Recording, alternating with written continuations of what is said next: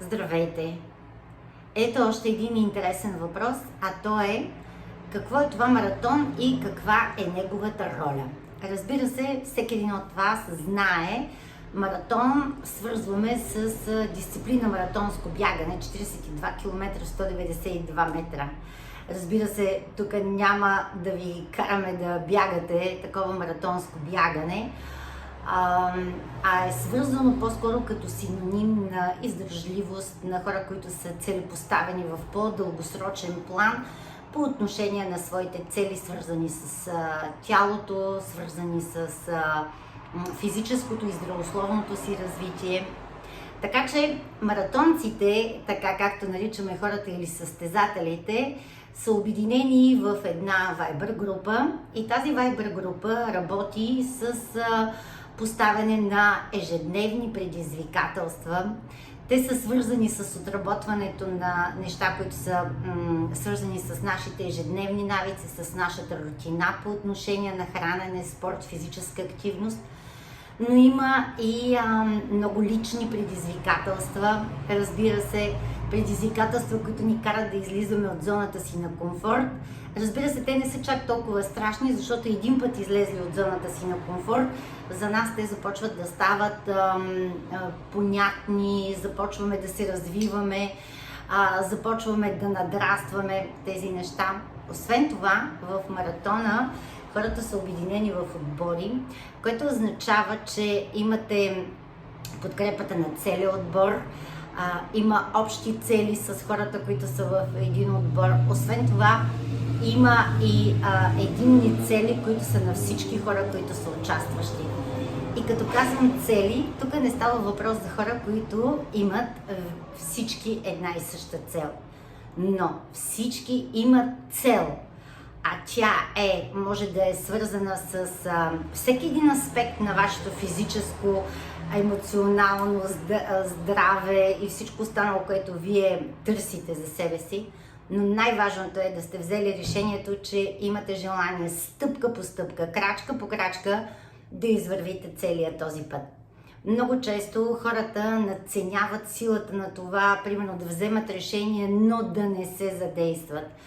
Ето защо няма как да се събудим в понеделник или на 1 януари или пък на 1 септември или декември, без значение кой първи ще бъде, и някак корено от основи да променим всичко в живота си и да се превърнем в хората, които винаги сме искали. Да бъдем по-здрави, по-физически активни, по-устойчиви, по-волеви, по-дисциплинирани. Всичките тези промени са възможни, но те се случват на база на много малки ежедневни крачки и стъпки, които се правят бавно, постепенно, с подкрепата на хората около вас, изглаждайки ръбчетата на всички тези неща, отработвайки една голяма част от нещата около вас. Ето такъв е пътя, през който минава трансформацията.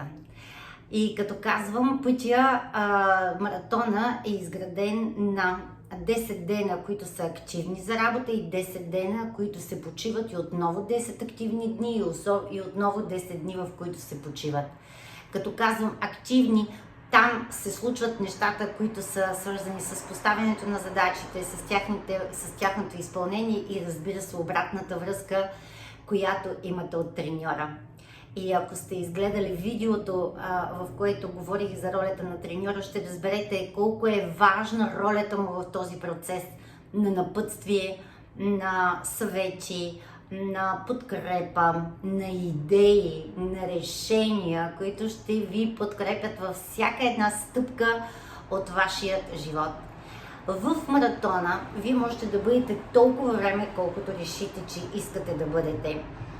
Може да бъдете участници за един маратон или за два, но можете и да бъдете дългогодишни участници, защото това е единствено правилният начин, в който човек наистина може да изгражда своите навици и да постига дългосрочни и постоянни резултати.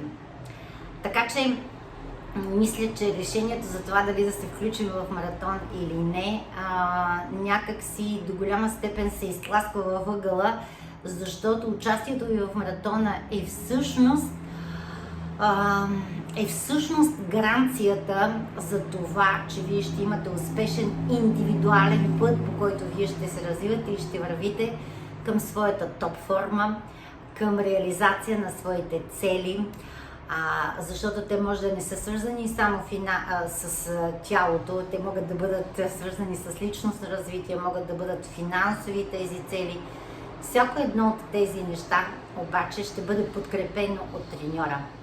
И още един път за неговата роля и за важността на присъствието му в целият този процес, защото вашият треньор ще бъде до вас до мига, в който вие не решите да се пуснете от хората, т.е. вие да изоставите своите цели и своите